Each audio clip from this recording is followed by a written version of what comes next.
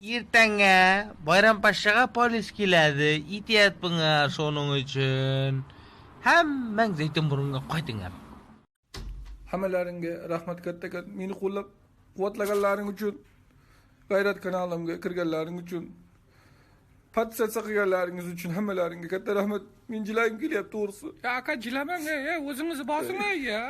Katta matda yirka qilganingizni Men qarang. chidolmayman. 2020 yanvarida Godakda dollar 17,5 ga tushar ekan.